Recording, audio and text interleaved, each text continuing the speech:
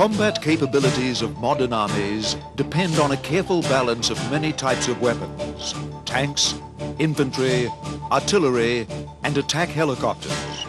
This video ordnance program examines the U.S. Army's 24th Infantry Division, a battle-tested example of the modern heavy maneuver division.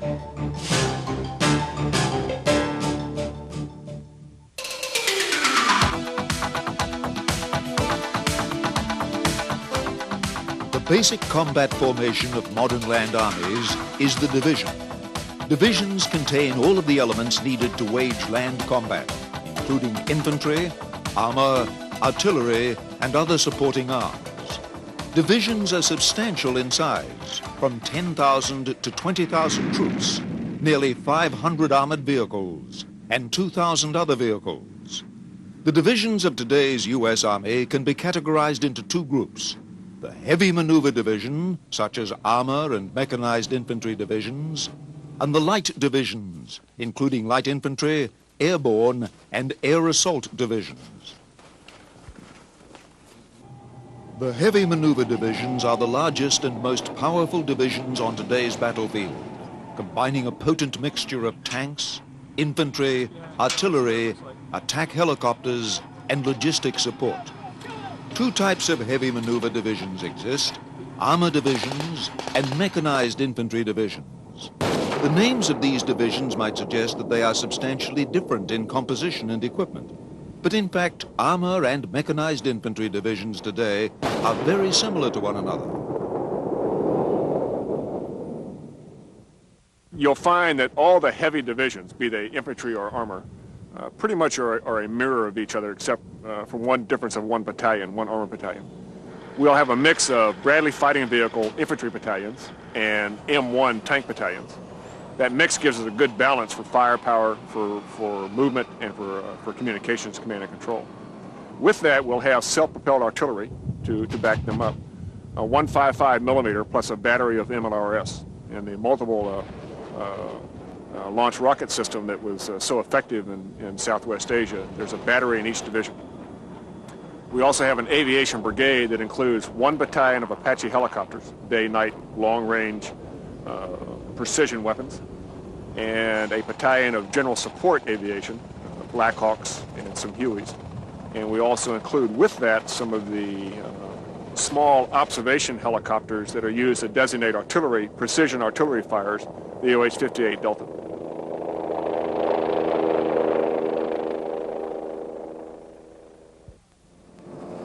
The composition of mechanized infantry and armor divisions is due to the evolution of land tactics since World War I.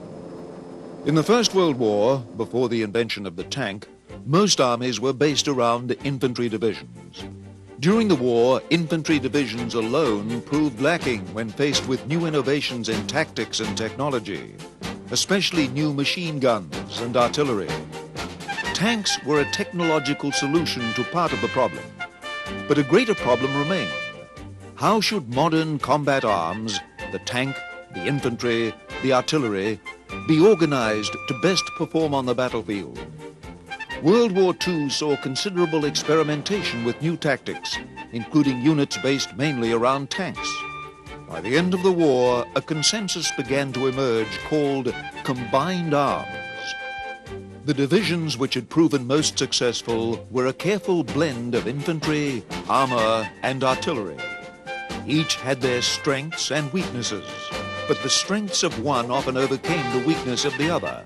So was born the modern heavy maneuver division.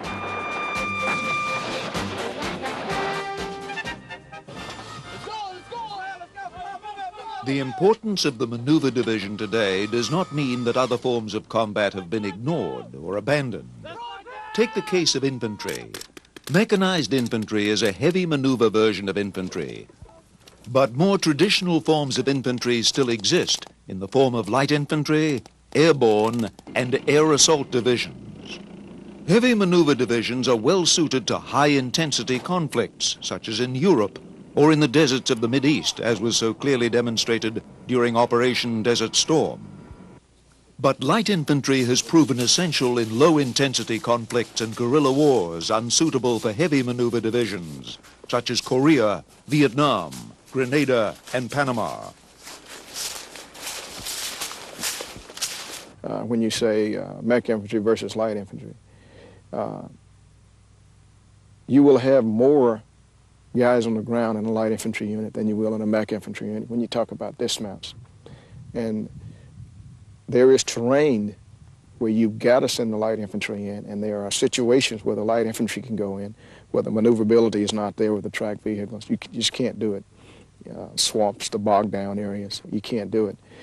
When you talk about combat in the cities, can we do that in the mech infantry? Yes, we can do that. We can do it very well. The light infantry can do it, and they can do it just as well, in some cases better, because of the number of people they can put on the ground.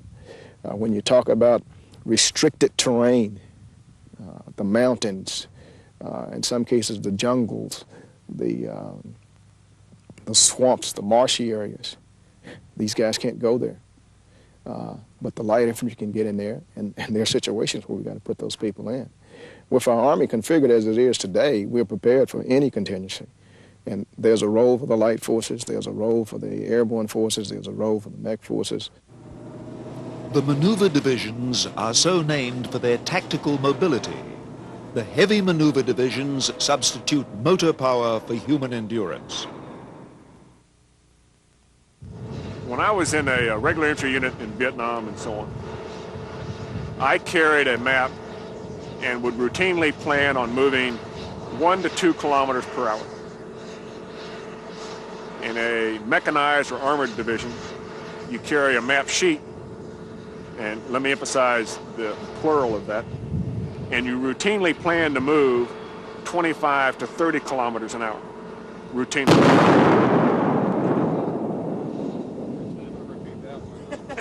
Routinely. And that's day, night, all weather, any conditions, for long periods of time. Whereas when you're carrying a rucksack, you're going 2.5 kilometers an hour max.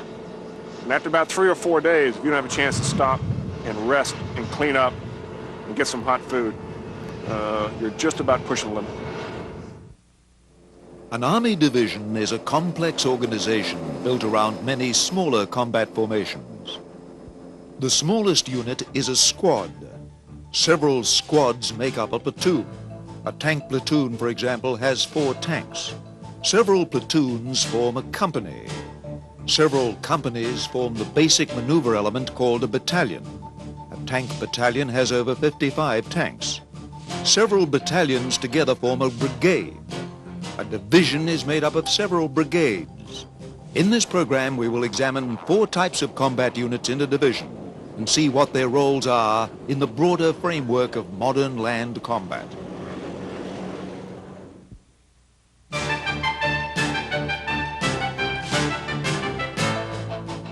One of the most critical questions in the evolution of modern maneuver tactics has been the relationship of infantry and tanks. Some theorists in World War II thought that the tank would dominate the battlefield by itself. But it soon became apparent that in many situations, tanks without infantry would be vulnerable. You got to realize that missions will dictate how you use your forces. We have sometimes what we call armored country, tank country, and then we have infantry country. And it can be in the desert or it can be here in the woods of Fort Stewart. Tanks need maneuver space to maximize that firepower, that speed, that shock effect. And as long as you got that maneuver space and you can run them hard and you can fire on the move and destroy things and do it rapidly, you don't have a problem. But you're going to hit terrain and you're going to hit enemy, you're going to hit obstacles that the tanks can't maneuver through or get through. There will be terrain. There will be restricted terrain, similar to here at Fort Stewart, that tanks got to line up like ducks in a row and get through there. Well, the enemy can put a tank killer team on the other end of this road, knock out the first tank and stop the entire convoy. Well, that guy has to be eliminated. Tankers will not dismount to go do that. They've got 4-man crews. We can put our mech infantry on the ground They can clear these obstacles. They can clear the resistance in the wood lines. They can clear the resistance in the passes. It's a combined arms team. And the tanks, the Bradleys will fight where the tanks fight. And when the tanks get bogged down, we've got to go in and clear them out and allow the tanks to continue their maneuver. Heavy maneuver divisions, such as the 24th Infantry Division, use mechanized infantry battalions. The principal difference between a mechanized infantry battalion and a traditional infantry battalion is the use of infantry fighting vehicles in the mechanized battalions. Well, I would say specifically the mechanized designation tells you that they primarily move and shoot with armored vehicles, infantry fighting vehicles and tanks. And that differentiates from, say, a pure infantry division. Infantry vehicles evolved along with mechanized infantry tactics. The U.S. Army infantry vehicle for World War II was the M3 half-track. Such a vehicle had a limited amount of armored protection, and its rear tracks gave it better mobility in rough terrain than an Army truck. In the 1950s and 60s, infantry vehicles evolved into fully tracked armored personnel carriers, such as the M113. These vehicles were completely armored, though not as thickly armored as a tank. In the 1980s, the Bradley infantry fighting vehicle emerged. The main advantage of the Bradley over earlier vehicles is its tremendous firepower, a 25mm autocannon and a pair of tow-guided anti-tank missiles on the turret. The 113 APC, Armored Personnel Carrier, was literally a carrier. It carried the infantry to the fight.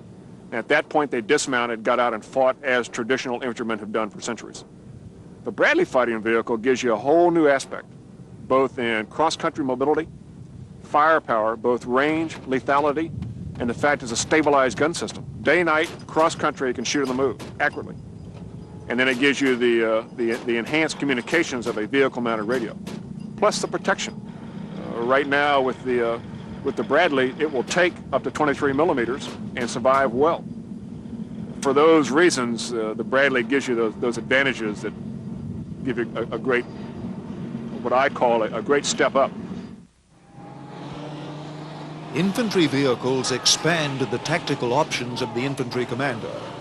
In some situations, the infantry can remain inside the armored protection of the Bradley. But if the circumstances demand it, the infantry can dismount from the Bradley and conduct the mission on foot using traditional infantry tactics. Each Bradley infantry fighting vehicle carries 6 infantrymen in the rear compartment.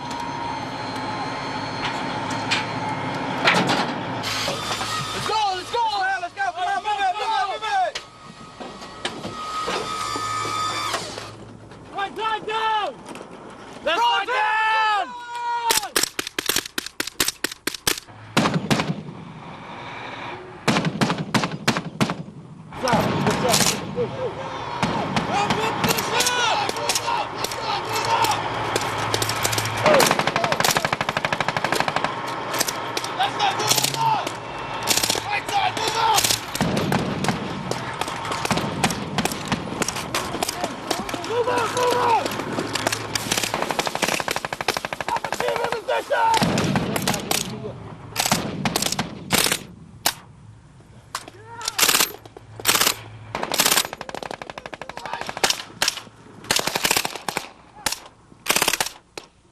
Dismounting the soldiers is going to be a mission requirement. Okay, we're going to dismount our soldiers when we have to clear trench lines. We're going to dismount our soldiers when we have to clear choke points or maneuver through certain danger areas. For any on-the-ground hand-to-hand conflicts, naturally you're going to have to dismount the soldiers. They're going to be the ones that do the close-in fighting, and they're going to be the ones that secure the enemy prisoners of war.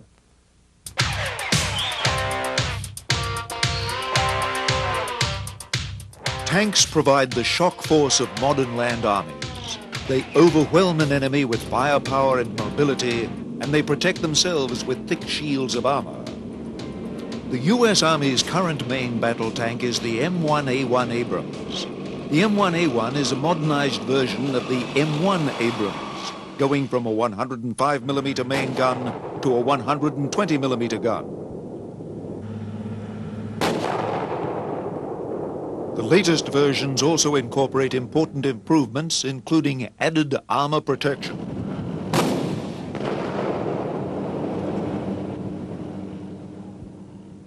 As imposing as such a tank is, there is still the need for close cooperation between the infantry and the tanks on today's battlefield. One of the threats that most worries tankers is the enemy infantrymen armed with small portable anti-tank rockets and missiles. When enemy infantry is present, tankers need friendly infantry.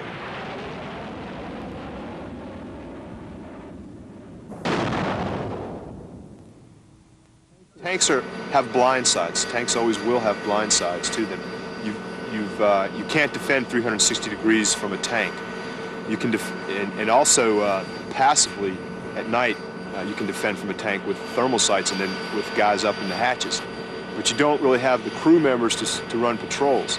The infantrymen give you the opportunity to defend aggressively, which is kind of a contradiction in terms, but what it means is that you can put guys on the ground patrolling, making sure they're not putting mines and booby traps out, making sure they're not sneaking up to do your tanks in from close quarters with infantry-mounted weapons. We always moved with 2 infantry companies on our flanks, and at night when we would pull into a defensive position or when we would refuel, they would always be to the flanks where we're least secure and put guys out on the ground patrolling.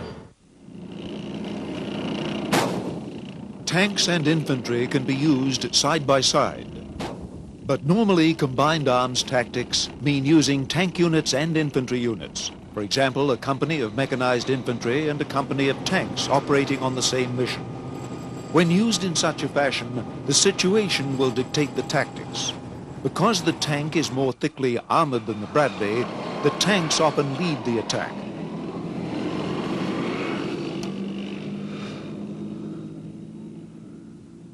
Well, obviously the tank has great firepower and mobility.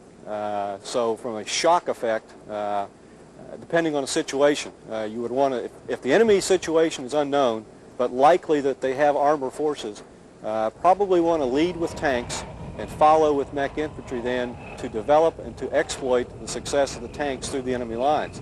If, on the other hand, the enemy is dug in bunkered, revetted positions, and we know that we will have to fight through that, we need the infantry then to be able to dismount and to do that, to fight the enemy soldiers out of their positions, and also the firepower the Bradley carries, the machine guns, the 25mm, provides great capability to do that. So we analyze the mission and determine then what best formation and what best mix at the battalion task force level we need to accomplish it. That's pretty much the way it will work at a battalion level.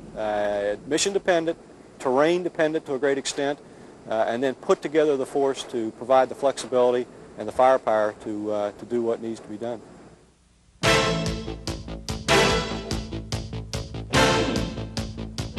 The Maneuver Division has an impressive amount of firepower at its disposal. Besides the direct fire provided by the tank guns and Bradleys, indirect fire from artillery battalions and the firepower of attack helicopters can further contribute to the combined arms battle. Artillery has long been called the king of battle. Artillery can pound enemy positions before an attack, gravely weakening the enemy. In maneuver formations, such as the 24th Infantry Division, the Field Artillery Brigade concentrates this firepower.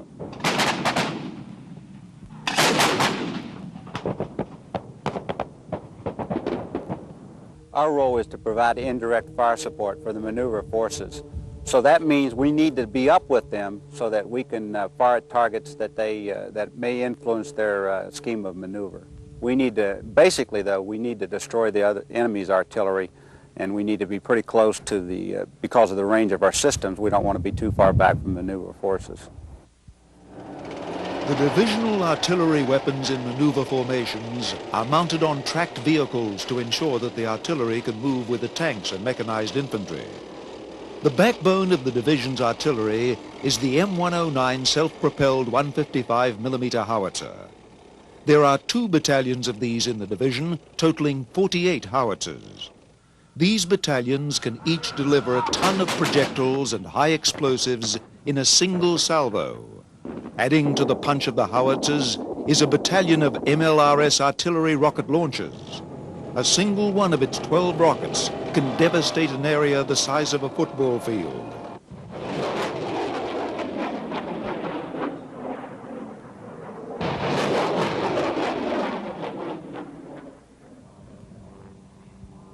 Helicopters have added a new dimension to the maneuver division. The division's aviation brigade performs a wide variety of roles, using several types of helicopters. The UH-60 Black Hawk is the basic troop carrier.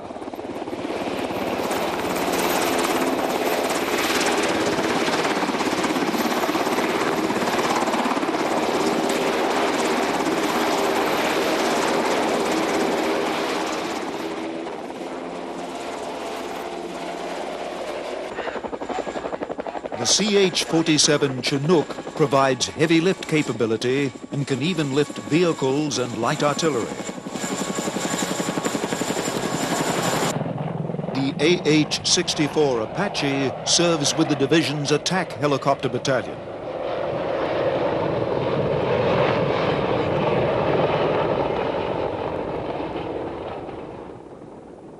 Army aviation is an integral part of every single one of our Army divisions. It performs with some 90 assigned helicopters a variety of missions, all the way from general support, which can be anything from carrying critical items of supply to moving personnel about the battlefield, to command and control, to courier type missions, to being out in front, if you will, of the division forces with cavalry, air cavalry, to attack helicopters capable of going and extending the reach of the division commander out in front of his forces. So a variety of missions with a variety of aircraft. For firepower support, nothing matches the AH-64 Apache. A maneuver division, such as the 24th Infantry, has a single Apache attack helicopter battalion with a total of 18 of these helicopters. The Apache can provide the ground forces with 3 main types of firepower. Its 30mm cannon can destroy lightly armored vehicles. Its 2.75-inch rocket pods give it high explosive firepower, much like an airborne artillery platform.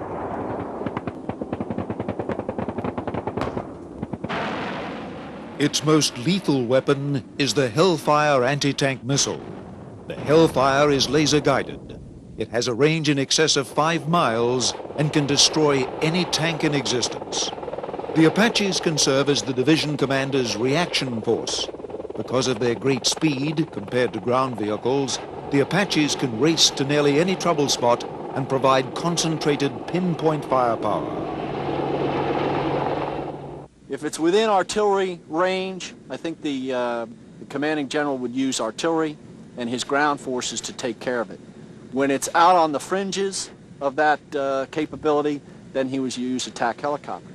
Now, when you think about the firepower that you get from both artillery, ground forces, and the attack helicopter, it's just a dynamite combination that if you can go out beyond the artillery and start blunting his nose with attack helicopters, by the time he gets to your ground forces, he's attrited to the point where he's not a combat force anymore. So that's the idea.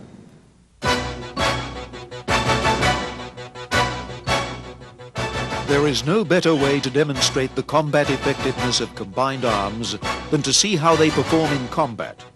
The 24th Infantry Division spearheaded the attack of the 18th Corps during Operation Desert Storm. One of the division's toughest battles took place after President Bush's ceasefire. Iraqi Republican Guard units violated the ceasefire and tried to break out of the encirclement near the Ramallah oil fields. We had overrun and routed about 5 more divisions who had fled and run towards Basra. We did security operations for about 2 more days, and on the morning of 2 March, the Hammurabi Division attempted to break out of the Basra area, engaged our security elements in direct fire, and whereupon we sealed them into a pocket. The Iraqi Hammurabi Division intended to break out of the Ramallah pocket across a causeway leading back into central Iraq. They substantially outnumbered the task force of Lieutenant Colonel Ware standing in their way. I request permission to return fire because my Charlie company was in danger, and he would have been the guy that would have been really, if you want to say, hit hardest because he was closest to the southern edge of the Ramallah oil fields. And we got word back from brigade that we could return fire. Just as that word came back, then Sager started going at Charlie company. The tanks had turned on him and tank fire reports came in, reports of tank fire. And there were explosions on the ground down in my Echo company and around Charlie company. I could see them from my position. We had artillery seal off the southern end. MLRS and the 141 did some firing down there too. And up in the north, we had the Apache helicopter seal off the northern end where these guys were getting across the bypass in the causeway that we didn't know was there. We rolled into the battle position. Alpha Company was already engaging targets. They were almost out of weapons and ordnance. So we relieved them on station. They broke for fuel. We occupied the battle position and continued the battle, so there was no delay in the firepower that was being focused on those targets in the Ramallah oil field. Bravo Company stayed there on line. We were in the battle position for no more than 25 minutes. Every aircraft I had fired almost all of its weapons. We came back with only a couple Hellfires, some 30 millimeter, and very few rockets. There was plenty of targets to hit. With the Iraqis tied down by the infantry and the causeway sealed off by artillery and Apaches, Colonel Lemoyne ordered one of his tank battalions to counterattack. Brigade commander came forward and they gave me the execute mission, and we attacked into the oil field up 2 axes and destroyed large amounts of Iraqi armor and supporting type vehicles, combat support, combat service support. By about 1,500 hours, about 4 hours later, the oil field was secure. So it was, in my opinion, a textbook operation, an airland battle. By the end of the Battle of the Ramallah oil field, the Iraqis had lost 185 armored vehicles and about 500 trucks and support vehicles. As was so clearly demonstrated by the 24th Infantry Division in the Gulf War, the power of modern armies depends on a combination of technology, training, tactics, and organization. Technology alone does not win wars. Well-organized combat units, rigorously trained and skillfully led, are the heart of today's armor forces.